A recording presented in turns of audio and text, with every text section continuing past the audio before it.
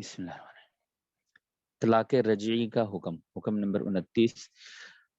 سورہ بقرہ آیت نمبر 231، نئے ایڈیشن کا صفحہ 166۔ بسم اللہ الرحمن الرحیم، اعوذ باللہ من الشیطان الرجیم، بسم اللہ الرحمن الرحیم۔ وَإِذَا طَلَّقْتُمُ النِّسَاءَ فَبَلَغْنَ أَجَلَهُنَّ فَأَمْسِكُوهُنَّ بِمَعْرُوفٍ أَوْ سَرِّحُوهُنَّ بِمَعْرُوفٍ وَلَا تُمْسِكُوهُنَّ ضِرَارًا لِتَعْتَدُوا وَمَنْ يَفْعَلْ ذَلِكَ فَقَدْ ظَلَمَ نَفْسَهُ وَلَا تَتَّخِذُوا آيَاتِ اللَّهِ هُزُوًا وَاذْكُرُوا نِعْمَةَ اللَّهِ عَلَيْكُمْ وما أنزل عليكم من الكتاب والحكمة يعظكم به واتقوا الله واعلموا أن الله بكل شيء عليم۔ اوپر آیت الطلاق مرتان میں امساک بمعروف اور تصریح باحسان کا ذکر فرمایا۔ اگلی آیت میں اس کو مکرر اس لیے ذکر فرماتے ہیں کہ ایام جاہلیت میں اس میں بہت کوتاہی کرتے تھے، تو تکرار سے تاکید اور اہتمام حاصل ہوا۔ یہ سادہ سے لفظوں میں حضرت نے مستشرقین کے ایک اعتراض کا جواب دیا ہے۔ وہ کوئی اتنا قوی اعتراض تو نہیں ہے، لیکن بہرحال اعتراض بنا کے انہوں نے بیان کیا کہ بھئی عام آدمی جو ہوتا ہے وہ ایک بات ایک مرتبہ دیتا ہے تو دھونے کی ضرورت نہیں ہوتی، دوسرے کو بھی صاف سمجھ آ جاتی ہے، خود بھی آدمی صاف ہی بات کرتا ہے۔ تو یہ اچھا تم کہتے ہو کہ اللہ کا کلام ہے کہ اس میں بار بار تکرار آتا ہے تو یہ کیا بات ہے؟ یہ کوئی ایسا اعتراض نہیں ہے۔ عام زندگی میں بھی ہم دیکھتے ہیں کہ تاکید کے لیے اور ذہن نشین کرانے کے لیے یا معاملہ ایسا عظیم الشان ہوتا ہے تو اس کو بار بار دہرا دیا جاتا ہے، لیکن بہرحال انہوں نے اعتراض کیا تو حضرت نے سادہ سے لفظوں میں کہا کہ ایام جاہلیت میں چونکہ اس معاملے میں بہت کوتاہی کرتے تھے تو تکرار سے تاکید اور اہتمام حاصل ہوا۔ چنانچہ ارشاد فرمایا وَإِذَا طَلَّقْتُمُ النِّسَاءَ، اور جب طلاق دی ہو تم نے عورتوں کو، النساء عورتوں کو، فَبَلَغْنَ أَجَلَهُنَّ، پھر وہ پہنچیں اپنی اجل کو، اپنے مقررہ وقت کو، یعنی اپنی عدت کو، یعنی عدت کے گزرنے کے قریب کو پہنچ جائیں۔ فَأَمْسِكُوهُنَّ بِمَعْرُوفٍ، تو روک لو ان کو، بِمَعْرُوفٍ بھلے طریقے سے، او یا سَرِّحُوهُنَّ بِمَعْرُوفٍ ان کو چھوڑ دو بھلے طریقے سے، وَلَا تُمْسِكُوهُنَّ اور نہ روکے رکھو ان کو، ضِرَارًا ستانے کے لیے، ضرر نقصان پہنچانا تو ضِرَارًا ستانے کے لیے، لِتَعْتَدُوا تاکہ ان پر زیادتی کرو، وَمَن يَفْعَلْ ذَلِكَ اور جو ایسا کرے گا، فقد ظلم نفسہ وہ بے شک ظلم کرے گا اپنے اوپر، یعنی بظاہر تو اس لڑکی پہ، اس بیوی پہ ظلم ہو رہا ہے، لیکن نتیجے اور معال کے اعتبار سے پھر اس کو جب ملے گی سزا تو لگے گا پتہ ہی اپنے آپ پہ خود ظلم کر رہا ہے۔ وَلَا تَتَّخِذُوا آیَاتِ اللَّهِ هُزُوًا اور مت بناؤ اللہ کے احکام کو، اللہ کی آیات کو، اللہ کے احکام کو، یعنی اللہ کی جو طرف سے آتے ہیں احکامات ان کو، ہزوا ہنسی، یعنی مت بناؤ اللہ کے احکام کو ہنسی۔ وَاذْكُرُوا نِعْمَةَ اللَّهِ عَلَيْكُمْ اور یاد کرو نعمت الہی کو جو تم پر ہے، وَمَا أَنزَلَ عَلَيْكُمْ اور اس کو جو اتاری تم پر، من الکتابی کتاب، والحکمتی اور حکمت کی باتیں، یعنی ان کو یاد کرو۔ یعظکم بہ کہ اللہ نصیحت کرتا ہے تم کو ان کے ذریعے سے، یعظ وہ نصیحت کرتا ہے کم تمہیں بھی اس کے ذریعے، کتاب اور حکمت کے۔ واتقوا اللہ واعلموا اور ڈرتے رہو اللہ سے اور جان لو، ان اللہ بکل شیء علیم کہ اللہ ہر چیز کو جانتا ہے۔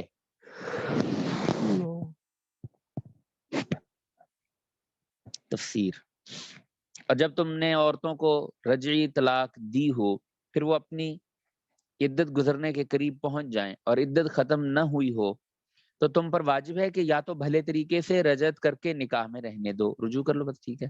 یا قاعدے کے موافق ان کو رہائی دو اور ان کو تکلیف پہنچانے کی غرض سے مت روکو اس ارادے سے کہ تم ان پر ظلم کرو، کہ اس طرح سے تم ان سے کچھ مال لو یا ان کو محض پریشان کرو، اور جو شخص ایسا برتاؤ کرے گا تو وہ آخرت میں اپنا ہی نقصان کرے گا۔ اور حق تعالیٰ کے احکام کو کھیل نہ بناؤ کہ جس طرح چاہا عمل کر لیا اور نہ چاہا تو کیا ہی نہیں۔ اور حق تعالیٰ کی تم پر جو نعمتیں ہیں ان کو یاد کرو، اور خصوصاً اس کتاب و حکمت کی باتوں کو جو اللہ تعالیٰ نے تم پر اس حیثیت سے نازل فرمائی ہیں کہ ان کے ذریعے تم کو نصیحت فرماتے ہیں، اور یہ سب سے بڑی نعمت ہے۔ پس ان نعمتوں کو یاد کرنے سے انعام کرنے کے کام کا دل میں پیدا ہوگی، اور اللہ تعالیٰ سے ڈرتے رہو اور یقین رکھو کہ اللہ تعالیٰ ہر چیز کو خوب جانتے ہیں۔ جب یہ خوف اور یقین ہوگا تو احکام پر عمل بھی ہوگا۔ فائدہ احکام پر عمل نہ کرنے کو جو ہنسی کھیل بنانا فرمایا ہے، آیات اللہ حضوا، کہ نہ بناؤ اللہ کے احکامات کو ہنسی کھیل، تو یہ مجازن ہے جو کہ صرف معصیت ہے، گو بہت شدید ہے۔ اور اگر کوئی شخص احکام الہیہ کے ساتھ حقیقتاً استہزاء کرے، مذاق اڑائے، تو وہ کافر ہو جاتا ہے، خواہ عقیدہ بھی فاسد ہو یا عقیدہ صحیح ہی ہو، لیکن مذاق اڑانا یہ خود یعنی کفر ہے، کیونکہ دین کی تحقیر تو دونوں حالتوں میں کی، اور یہی اس کے کفر ہونے کی علامت ہے۔ حکم نمبر 30، دوسرے نکاح سے روکنے کی ممانعت۔ دور جاہلیت میں طلاق ملنے کے بعد علیحدہ ہو گئی، تو جب عورت کسی دوسری جگہ نکاح کرنا چاہتی تھی تو کبھی تو خود شوہر ہی اپنی ذلت سمجھ کر نکاح نہ کرنے دیتا، حالانکہ پرانا شوہر ہے، ختم ہو گیا تعلق، لیکن نہیں کرنے دیتا۔ اور کبھی عورت کے دوسرے رشتہ دار اپنی کسی دنیاوی غرض سے اس کو نکاح نہ کرنے دیتے، اور آج کل بھی ایسا دیکھنے میں آتا ہے، بھئی ہو گئی بیوہ ہو گئی یا طلاق ہو گئی، نہیں انہوں دوسرے جنے دا منہ نہیں دکھانا، یہ میرے سامنے کی بات ہے۔ تشکیل میں گئے تو وہاں پہ مسجد میں مسئلہ آیا، پوچھتے تاچتے رہ گئے تو وہ ترغیب دے رہے تھے کہ بھئی دوسری جگہ نکاح کر دو، طلاق ہو گئی چلو جو بھی ہو گیا، نہیں انہوں دوسرے جنے دا منہ نہیں دکھانا۔ کیا بات ہے، وہ بیچاری یعنی جیتی جاگتی ایک یعنی ہستی ہے، اس کی بھی کوئی یعنی زندگی ہے اور اس کے بھی کوئی تقاضے ہیں، بس۔ تو یہ تو دور جاہلیت کی باتیں، ہمارے ہاں بھی آج کل ایسی باتیں پائی جاتی ہیں۔ تو کبھی عورت کے دوسرے رشتہ دار اپنی کسی دنیاوی غرض سے اس کو نکاح نہ کرنے دیتے، اور ایک جگہ ایسا ہوا کہ ایک عورت اور اس کا پہلا شوہر ایک طلاق اور اس کی عدت گزر جانے کے بعد دوبارہ پھر آپس میں نکاح کرنے پر رضامند ہو گئے تھے، مگر اس عورت کے بھائی نے اس غصہ میں کہ اسی سے دوبارہ کیوں نکاح کرتی ہے روکا تھا۔ اس آیت میں سب صورتیں داخل ہیں اور ہر صورت میں روکنے کو منع فرمایا، جوڑ کا اچھا رشتہ ملتا ہو کر دینی چاہیے، بلکہ کوئی اس کا پتہ نہیں موقع ہے بھی یا نہیں، لیکن ہمیشہ سے تاریخ کے اندر اور اب بھی دیکھ لیا جائے کیلکولیٹ کر کے تو عورتوں کی تعداد مردوں سے ہمیشہ زیادہ رہی ہے، اللہ کا نظام ہے۔ تو اب ظاہری بات ہے کہ جو تقاضے نکاح وغیرہ کے ہیں وہ تو ہر ایک کے ساتھ لگے ہوئے ہیں، کوئی ہوگا جس کو یہ تقاضے پیدا نہ ہو، اب نارمل ہوگا، نارمل زندگی میں یہ چیزیں ہوتی ہیں، اور یہ بے محابہ کہ بھئی نہ کوئی نکاح نہ کوئی ضابطہ اور خامخواہ کے جنسی تعلقات، اسلام میں ایسا نہیں ہے۔ اسلام نے قاری طیب صاحب رحمۃ اللہ نے لکھا ہے کہ اللہ تعالیٰ نے انسان کے جذبات کو پیدا کیا اور جذبات کو ٹھکانے لگانے کا طریقہ بھی بتایا۔ یہ نہیں ہے کہ اپنی مرضی سے خوش ہونا ہے تو اس کے طریقے بتا دیے، ایسے خوش ہو، غمگین ہونے کے موقع آ جاتے ہیں غمی کے تو اس کا بھی احکام ہے۔ اسلام احکام کا نام ہے۔ ہمارے استاد رائمنڈ والے مولوی عبد الرحمان صاحب فرمایا کرتے تھے کہ اسلام کے اندر نہ کسی روشن خیال کی روشن خیالی کو دخل ہے، کسی تنگ نظر کی تنگ نظری کو دخل ہے، اسلام احکام، پابندیوں اور حدود و قیود کا نام ہے، بس۔ اب کہو جی کہ یہ آج کل کا فلسفہ ہے کہ جی انسان تو بس آزاد ہے، جو مرضی چاہے چاہ لے، جو مرضی ارادہ کرنا چاہے ارادہ کرے، اور جو مرضی جی میں آئے کرے۔ تو یہ جہنم کا راستہ ہے، یہ جنت کا راستہ نہیں ہے۔ تو یہ آج کل کا ذہن ہے کہ انسان تو آزاد ہے کہ وہ کسی کی کیوں مانے، لیکن لگ پتہ جائے گا، لیکن نا انہم یرونہ بعیدا ونراہ قریبا، ان کو بڑا دور لگتا ہے قیامت کا دن، ہم تو دیکھ رہے ہیں قریب ہی ہے، آیا پڑا ہے، تو لگ پتہ جائے گا۔ تو بہرحال صرف ذاتی انا اور ناک کی وجہ سے کبھی ایک جگہ شادی ہو گئی تھی اور بیوہ ہو گئی یا طلاق ہو گئی اور دوبارہ ہمیں نہیں کرانا، ایسا نہ کرنا چاہیے۔ تو ایک تو بچیوں کا دوبارہ نکاح بھی کر دینا چاہیے، اور دوسری بات جو میں کہہ رہا تھا کہ جس کو اللہ نے وسعت دی ہو اور وہ اس کو نبھا سکتا ہو تو وہ ایک سے زائد نکاح کرے۔ شیخ احمد دیدات رحمۃ اللہ علیہ بڑے آدمی تھے، مناظرے کے اندر ان کو یدیت اللہ حاصل تھا، تو ان کا مختلف مذاہب کے لوگوں سے مناظرہ، گفتگو، بحث ہوتی رہتی تھی۔ تو اس میں کچھ یہودی تھے، تو انہوں نے یہی اعتراض کیا کہ اسلام کے اندر پولیگیمی اس کو کہتے ہیں کہ تعدد ازواج، کہ زیادہ عورتوں کے ساتھ ایک سے زائد یعنی 4 عورتوں کے ساتھ نکاح کرنے کی اسلام نے اجازت دی ہے۔ تو یا تو تم ایسا دکھاؤ نا کہ کوئی آدمی ایسا جس نے یعنی کبھی کسی عورت کو ہاتھ نہ لگایا ہو بغیر نکاح کے، ایسا تو ہے نہیں، نہ جانے کتنے مطلب لڑکوں لڑکیوں کو ہاتھ لگایا ہے، اور اسلام کی 4 کی تعداد وہ بھی حدود و قیود کے ساتھ، اس کے اوپر اعتراض ہے۔ تو شیخ احمد دیدار نے اعتراض کیا کہ بھئی تم جو کہتے ہو کہ نہیں تعدد ازواج صحیح نہیں، تو انہوں نے کیلکولیشن بتا دی کہ اتنے اتنے لوگ جو ہیں وہ مرد ہیں، اتنی عورتیں ہیں، عورتیں تعداد میں ویسے ہی زیادہ ہیں، اور دوسرا کہ اتنے لاکھوں لوگ جو ہیں وہ ہم جنس پرست ہیں، تو وہ بھی عورتوں کی طرف نہیں آئیں گے، تو یہ جو عورتوں کی تعداد مردوں کے مقابلے میں بڑھ گئی، ان کا کیا حل ہے؟ تو وہ جواب دینے والا جو ہے اس کی طرف سے کہا گیا کہ جی یہ تو بس اللہ کی طرف سے ایک آزمائش ہے ان عورتوں کے لیے جو مردوں سے کی تعداد سے زیادہ ہیں۔ کب وہ آزمائش میں آزمائش نہیں مانتی، وہ کہتی ہے آزمائش ہوگی کسی اور کے لیے، مجھے چاہیے۔ تو ان کا حل کیا ہے؟ تو اس شیخ کا اپنا انداز سے بات کرنے کا، پھر ان کو ذرا لاجواب کر کے پھر کہنے لگے کہ اسلام کے اندر اس کا حل پیش کیا گیا ہے کہ جو عورتیں، کہ یہ کوئی ٹونک نہیں ہے کہ ہر آدمی کو صبح دوپہر شام کھانا چاہیے، ایسی بات نہیں ہے جس طرح تم پیش کرتے ہو اسلام کے اس کو، بلکہ یہ ایک حل ہے کہ عورتوں کی تعداد ہمیشہ زیادہ رہی ہے، مرد بنیادی طور پر کمائی کے اندر لگا رہتا ہے تو مرتا بھی جلدی ہے، حادثات بھی زیادہ اس کو پیش آتے ہیں، پھر لڑائیاں بنیادی طور پر مرد ہی لڑا کرتے ہیں، تو اس میں بھی مرد زیادہ مرتے ہیں، تو عورتوں کی تعداد مختلف عوامل کی وجہ سے اور کچھ شرع پیدائش کی وجہ سے بھی زیادہ ہی رہتی ہے۔ تو اس عورتوں کی جو زیادتی ہے تعداد کی، اس کے اندر ان کا یہ کوئی حل ہونا چاہیے، تو اسلام نے اس کا سیدھا سادہ سا حل پیش کیا ہے تعدد ازواج کا،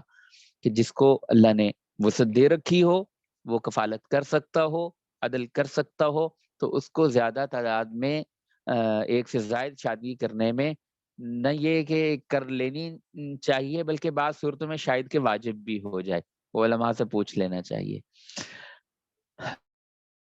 یہ تو ہم تعدد ازواج کی بات کر رہے تھے، اور جہاں پہ طلاق ہو جائے وہاں پہ تو اجازت دینی ہی دینی چاہیے۔ تو ارشاد فرمایا وَإِذَا طَلَّقْتُمُ النِّسَاءَ فَبَلَغْنَ أَجَلَهُنَّ فَلَا تَعْضُلُوهُنَّ أَن يَنكِحْنَ أَزْوَاجَهُنَّ إِذَا تَرَاضَوْا بَيْنَهُم بِالْمَعْرُوفِ ذَلِكَ يُوعَظُ بِهِ مَن كَانَ مِنكُمْ يُؤْمِنُ بِاللَّهِ وَالْيَوْمِ الْآخِرِ ذَلِكُمْ أَزْكَىٰ لَكُمْ وَأَطْهَرُ وَاللَّهُ يَعْلَمُ وَأَنتُمْ لَا تَعْلَمُونَ۔ وَإِذَا طَلَّقْتُمُ النِّسَاءَ، جب طلاق دی تم نے عورتوں کو، یعنی طلاق دے چکو، فبلغنا اجلہن، پھر پورا کر چکے اپنے اجل، اپنی مقررہ مدت یعنی عدت کو، فلا تعدلوہن، تو اب نہ روکو ان کو،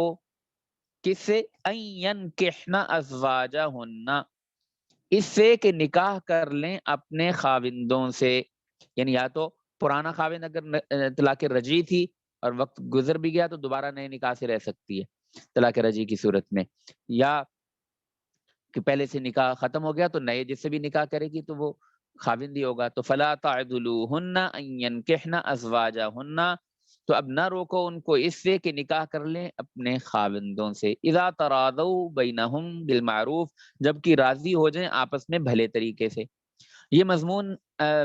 ذالک یوعظ بہ من کان یؤمن باللہ والیوم الآخر، یہ مضمون ہے کہ نصیحت کی جاتی ہے اس کی اس کو جو کہ تم میں سے ایمان رکھتا ہے اللہ پر اور یوم آخرت پر۔ ذالکم ازکا لکم واطہر، یہ بات زیادہ صفائی کی ہے تمہارے لیے اور زیادہ پاکیزگی کی ہے۔ واللہ یعلم وانتم لا تعلمون، اور اللہ جانتا ہے اور تم نہیں جانتے۔ تفسیر: اے مسلمانوں، جب تم اپنی عورتوں کو طلاق دے دو، یعنی جب تم میں سے بعض اپنی بیویوں کو طلاق دے دیں، پھر وہ عورتیں اپنی میعاد عدت پوری کر چکیں اور عدت پوری کر کے کسی سے نکاح کرنا چاہیں، خواہ پہلے ہی شوہر سے یا کسی دوسری جگہ، تو تم ان کو اس امر سے مت روکو کہ وہ اپنے تجویز کیے ہوئے شوہروں سے نکاح کر لیں، جبکہ باہم رضامند ہو جائیں آپس میں قاعدہ کے موافق۔ اس مضمون سے نصیحت کی جاتی ہے اس شخص کو جو تم میں سے اللہ تعالی اور روز قیامت پر یقین رکھتا ہو، یعنی ماننے کی انہی سے امید ہے، اگرچہ نصیحت تو سبھی کے لیے ہے۔ اس نصیحت کا قبول کرنا تمہارے لیے زیادہ صفائی اور زیادہ پاکیزگی کی بات ہے، اور اللہ تعالیٰ تمہاری مصلحتوں کو جانتے ہیں، تم نہیں جانتے، اس لیے اللہ تعالیٰ کے حکم کے سامنے اپنی رائے پر عمل مت کیا کرو۔ واللہ یعلم وانتم لا تعلمون، کہ اللہ جانتے ہیں اور تم نہیں جانتے۔ یہ اتنا بڑا قاعدہ ہے کہ آدمی کی ذہنی الجھنیں اور پریشانیاں بالکل ختم ہو جاتی ہیں کہ بھئی اللہ کو پتہ ہے نا، ہمیں نہیں پتہ تو نہ پتہ ہو، اللہ کو تو پتہ ہے، اور اللہ تو لامحدود ذات ہے، اللہ کو تو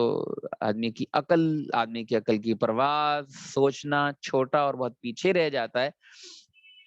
اس لیے اللہ کو ورا الورا کہا جاتا ہے کہ اللہ کو سوچنا بھی ہماری چھوٹی عقل کے لیے ممکن نہیں ہے۔ اور شاید پہلے بھی ایک دفعہ بتایا تھا یا نہیں، عوارف معارف کے حوالے سے حضرت مولانا شاہ عبدالعزیز محدث دہلوی رحمۃ اللہ علیہ نے تفسیر عزیزی میں نقل کیا ہے کہ اللہ تعالیٰ نے جب عقل کو پیدا کیا، فہم کو، سمجھ کو پیدا کیا، تو اس کے 100 حصے کیے، اور اس 100 حصے میں سے ایک حصے کو تمام مخلوقات کے اندر تقسیم کر دیا۔ اس میں جبرائیل کو بھی عقل ملی، تمام فرشتوں کو عقل ملی، تمام مخلوقات کو، انسانوں کو عقل ملی، انبیاء کو عقل ملی، اور عقل ملی، ایک چڑیا کو بھی عقل ملی کہ وہ ایسا بہترین گھونسلہ بناتی ہے کہ آدمی شاید ویسا بنا کے نہ دے سکے۔ تو یہ عقل ایک حصہ سب میں تقسیم ہوا، اور 99 حصے عقل کے اللہ تعالیٰ نے حضرت محمد رسول اللہ صلی اللہ علیہ وسلم کو دے دیے۔ آپ صلی اللہ علیہ وسلم وحی کی بنیاد پہ ہمیں باتیں بتاتے ہیں، تو وحی تو اللہ کی طرف سے ہے۔ اگر عقل کی بنیاد پہ بتائیں تب بھی وہ کتنی کامل ہوں گی؟ تو عام آدمی کا کیا منہ ہے کہ اپنی وہ ایک حصے میں سے نہ جانے کون سا ذرہ اس کو ملا عقل کا، اتنی چھوٹی عقل سے ناپے، آپ صلی اللہ علیہ وسلم کی بتائی ہوئی باتوں کو نہیں ناپ سکتا، اگر عقل کی بنیاد پہ بھی ہو تو بھی نہیں ناپ سکتا، تو چاہے جائے کہ وہی ہو۔ تو یہ عرض یہ کر رہا تھا کہ بہت بڑا یہ سادہ سا اصول اور بہت بڑا اصول کہ واللہ یعلم وانتم لا تعلمون، تم نہیں جانتے، اللہ جانتے ہیں۔ آج رات کی بات ہے، عشاء کے بعد بیٹھے تھے تو ایک ساتھی ہیں، مولوی صاحب ہیں، تو وہ کہنے لگے یار میری مسجد کے اندر 2 ساتھی ہیں، یونیورسٹی میں پڑھتے ہیں، وہ ملحد ہو گئے ہیں، اللہ کو نہیں مانتے، کیا کروں؟ اب بتاؤ اللہ، وہ کہا نا تیرے بغیر بھی مانا کہ لوگ زندہ ہیں، طائف صاحب کا شعر ہے، تیرے بغیر بھی مانا کہ لوگ زندہ ہیں، ترس رہے ہیں مگر لطف زندگی کے لیے۔ اللہ زندگی میں نہیں ہے، زندگی میں لطف کیا آئے گا؟ پتہ نہیں لوگ کیسے جیتے ہیں جن کی زندگی میں اللہ نہیں۔ اللہ ہمیں یہ نسبتیں جوڑے رکھے، ہم اپنا کوئی کمال نہیں ہے، لیکن یعنی اللہ نہ ہو، اللہ کے حبیب صلی اللہ علیہ وسلم نہ ہو زندگی میں، تو آدمی کی زندگی کا پتہ نہیں مزہ کیسے آتا ہے لوگوں کو۔ حضرت مولانا ابوالحسن ندوی رحمۃ اللہ علیہ نے انسانی دنیا پر مسلمانوں کے عروج و زوال کا اثر کیا ہوا، ان مسلمان جب عروج میں تھے تو انسانی دنیا پر کیا اثرات ہوئے، اور مسلمان جب زوال میں آ گئے تو اس کے مسلمانوں کے زوال میں آنے کی بنیاد پر دنیا پہ کیا اثرات ہوئے، اس پہ ایک یہ کتاب ہے انسانی دنیا پر مسلمانوں کے عروج و زوال کا اثر، بڑا اچھا اس میں وہ لکھا ہے۔ تو اس میں کہتے ہیں کہ اللہ تعالیٰ نے ہمارے نبی صلی اللہ علیہ وسلم کا جب بھیجا تو یوں کہنا چاہیے کہ انسانیت کو اپنی محبت کا محور نہیں ملتا تھا. انسان کو اللہ نے بنایا ایسا ہے کہ انسان محبت کیے بغیر رہتا نہیں. تو کوئی محبت کا محور تو ہونا چاہیے. ہم کس سے محبت کریں, کس کے ساتھ جڑیں؟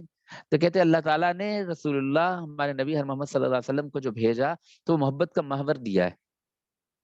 تو اس کی گرد زندگی کی چکی گھومتی ہے. تفصیل سے جس نے پڑھنا ہو اس کتاب کو پڑھے, بہت مزیدار لکھا ہے حضرت نے. تو بھائی یعنی اللہ زندگی میں نہیں ہے, اللہ کے حبیب صلی اللہ علیہ وسلم زندگی میں نہیں ہے, استغفار زندگی میں نہیں ہے, درود شریف زندگی میں نہیں ہے, اس کی زندگی کا پتہ نہیں مزہ کیا ہوگا. اور پھر ایسے کامل مخلوقات میں سے کامل نبی اکرم صلی اللہ علیہ وسلم, اور اللہ تو کامل ہی کامل ذات ہے. تو ان کی باتیں جس کے پاس نہ ہوں اس کی زندگی کا پتہ نہیں کیا حال ہوگا.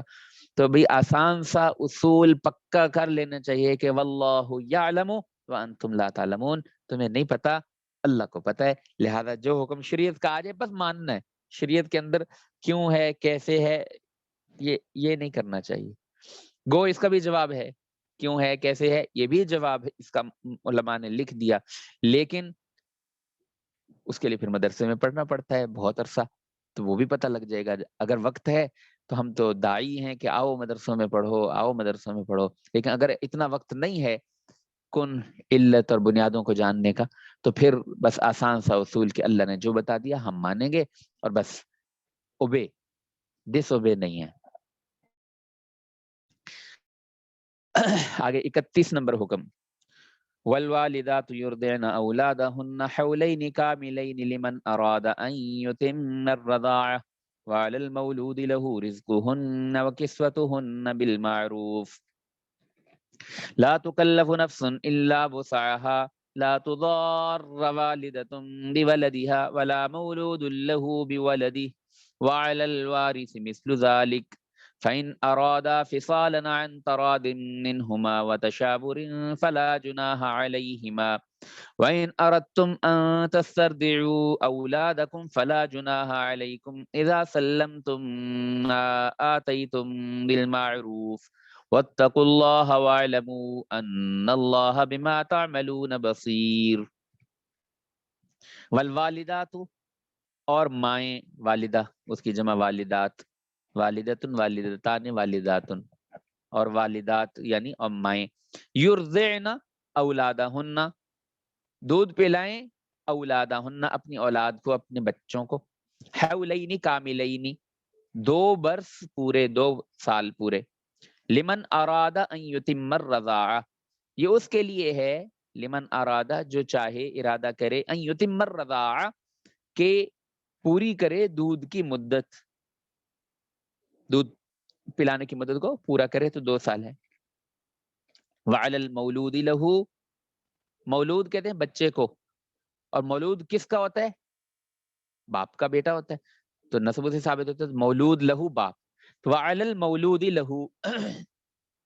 اور جس کا بچہ ہے یعنی باپ, اس کے ذمہ, علا ذمہ داری کے لیے, لزوم کے لیے, وجوب کے لیے, اس کے ذمہ واجب ہے, اس کے ذمہ ہے رزقہن و کسوتہن بالمعروف, ان دودھ پلانے والیوں کے رزق کھانا,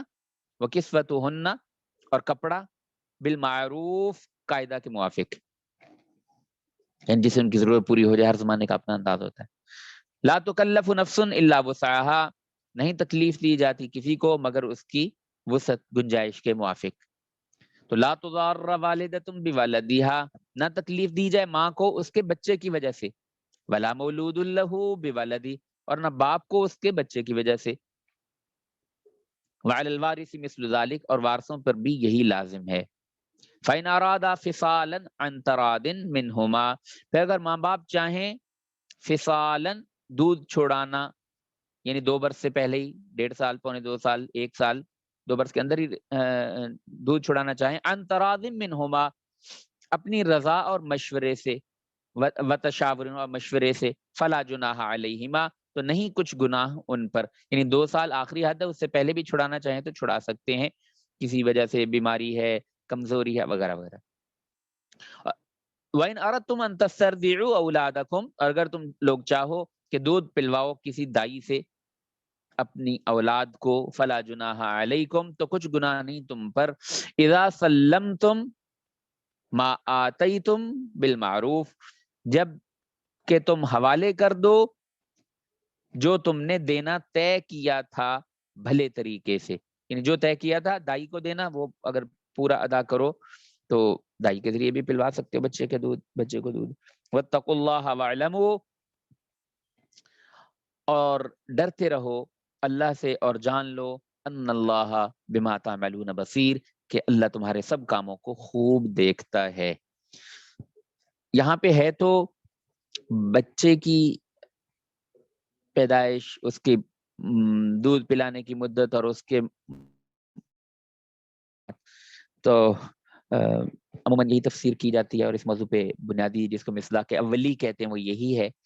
لیکن حضرت مولانا احمد علی لاہوری صاحب رحمۃ اللہ علیہ وہ شاگرد تھے مولانا عبید اللہ سندھی رحمۃ اللہ علیہ کے. تو یہاں پہ انہوں نے جو حاشیہ دیا ہے، ترجمہ تو یہی ہے لیکن حاشیے کے اندر اس کی ایک سیاسی تفسیر بھی کی ہے. میں کہہ رہا ہوں سیاسی تفسیر، تو اگر کسی کو ذوق ہو شوق ہو تو وہ اس کی سیاسی تفسیر بھی پڑھ لینی چاہیے. یعنی انہوں نے اس کو گویا کہ ایک نئی سلطنت جو ہوتی ہے اس کو کیسے فیڈ کیا جائے گا، ایک سلطنت جو نئی اسلامی سلطنت ہو اس کے ساتھ کیا معاملہ کیا جائے گا، تو وہ یعنی استنباطی تفسیر اس کو کہتے ہیں، وہ بھی ایک طریقہ ہے. تو اگر کسی کو پڑھنے کا تھوڑا سا ہو ذوق اور شوق تو حضرت مولانا احمد علی لاہوری صاحب رحمۃ اللہ علیہ کی جو تفسیر ہے حاشیہ، تو وہاں پہ اس کو تھوڑا سا دیکھ لے. تو اگر کسی کا ذوق ہو تو بڑی مزیدار تفسیر ہے تو آیتیں یہی اور یہی ان کی تشریح ہے، لیکن اس کے ساتھ پھر اس کی سیاسی طور پر تطبیق کیسے ہوگی وہ حضرت نے بیان فرمائی ہے. تفسیر: اور مائیں اپنے بچوں کو 2 سال کامل دودھ پلایا کریں، خواہ نکاح باقی ہو یا طلاق ہو چکی ہو. یہ مدت اس کے لیے ہے جو کوئی دودھ پلانے کی تکمیل کرنا چاہے، اور جو تکمیل نہ کرنا چاہے 2 سال سے کم میں بھی چھڑا دے، اور جو تکمیل نہ کرنا چاہے تو 2 سال سے کم میں بھی چھڑا دینا درست ہے، جیسا کہ ان قریب آتا ہے. اور جس کا شرعن نسب کے اعتبار سے بچہ ہے، یعنی جو باپ ہے، اس کے ذمہ ہے ان ماؤں کا کھانا اور کپڑا بھلے طریقے پر جبکہ وہ نکاح یا عدت میں ہوں. اور جب ان میں سے کوئی حالت نہ ہو تو ماں کی طلب پر بطور اجرت کے روٹی کپڑا ملے گا یا جو اجرت طے ہو. کسی شخص کو خدا کی طرف سے کوئی حکم نہیں دیا جاتا مگر اس کی برداشت کے موافق. سو عورتوں کو دودھ پلانا سہل تھا، ان کو اس کا حکم دیا گیا، اور مردوں کو خرچ کرنا آسان ہے اس لیے ان کو اس کا حکم دیا گیا. کسی ماں کو تکلیف نہ دینی چاہیے اس کے بچے کی وجہ سے، اور نہ کسی باپ کو تکلیف دینی چاہیے اس کے بچے کی وجہ سے. یعنی بچے کے ماں باپ آپس میں کسی بات پر ضد بازی نہ کریں. مثلا دودھ پلانے سے معذور ہو، اگر ماں دودھ پلانے سے معذور ہو اور باپ اس پر یہ سمجھ کر زبردستی کرے کہ آخر اس کا بھی تو بچہ ہے مجبور ہو کر پلائے گی، یا یہ کہ باپ مفلس ہو اور ماں کو کوئی معذوری بھی نہیں پھر دودھ پلانے سے یہ سمجھ کر انکار کر دے کہ اس کا بھی تو بچہ ہے مجبور ہو کر کسی اور سے پلوائے گا. اور اگر باپ زندہ نہ ہو تو مذکورہ طریقے کی مثل بچے کی پرورش کا انتظام اس محرم رشتہ دار کے ذمے ہے جو شرعن بچے کے وارث ہونے کا حق رکھتا ہو. پھر یہ سمجھ لو کہ اگر دونوں ماں باپ 2 سال سے کم میں دودھ چھڑوانا چاہیں اپنی رضامندی اور مشورے سے تو بھی دونوں پر کسی قسم کا گناہ نہیں. مشورہ کی ضرورت اس وجہ سے ہے کہ بچے کی مصلحت میں نظر کر لیں. اور اگر تم لوگ ماں کے ہوتے ہوئے بھی کسی ضروری مصلحت سے، مثلا یہ کہ ماں کا دودھ اچھا نہیں، بچے کو ضرر ہوگا، اپنے بچوں کو کسی اور انا کا دودھ پلوانا چاہو تب بھی تم پر کوئی گناہ نہیں، جبکہ ان کے حوالے کر دو خواہ پیشگی یا بعد میں جس طرح معاہدہ طے ہو جائے، جو کچھ ان کو دینا طے کیا ہے بھلے طریقے سے. اور اگر اجرت نہ پیشگی دے نہ بعد میں دے تو یہ بات نہ رہے گی تم پر کوئی گناہ. تو یہ بات اگر اجرت نہ پیشگی دے نہ بعد میں تو یہ بات نہ رہے گی، یعنی پھر اس سے دودھ پلوانا جو ہے وہ درست نہ ہوگا کہ نہ پہلے دے نہ بعد میں، کہ تم پر کوئی گناہ نہیں ہے بلکہ اجرت نہ دینے کا گناہ لازم رہے گا.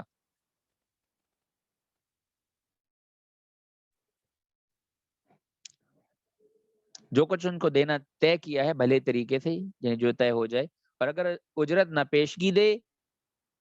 پہلے نہ بعد میں دے تو یہ بات نہ رہے گی کہ تم پر کوئی گناہ نہیں ہے، بلکہ اجرت نہ دینے کا گناہ لازم رہے گا۔ اور حق تعالیٰ سے ان سب احکام کے بارے میں ڈرتے رہو اور یقین رکھو کہ حق تعالیٰ تمہارے کیے ہوئے کاموں کو خوب دیکھ رہے ہیں۔ فائدہ نمبر 1،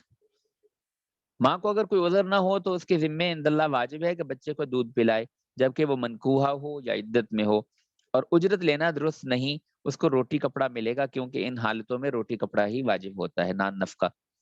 اگر طلاق کے بعد عدت گزر چکی ہو تو اس پر بلا اجرت دودھ پلانا واجب نہیں ہے،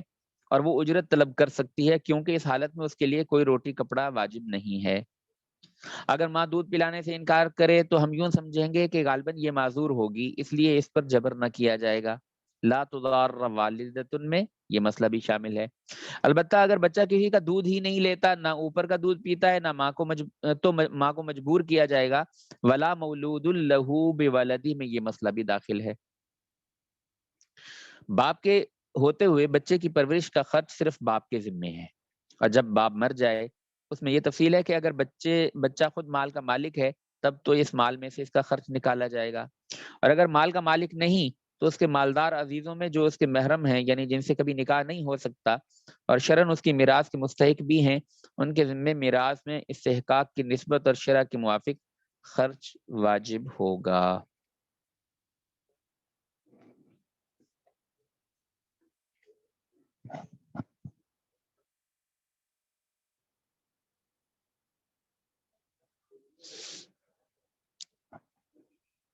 جی ہے تو نہیں؟ ٹھیک ہے، السلام علیکم۔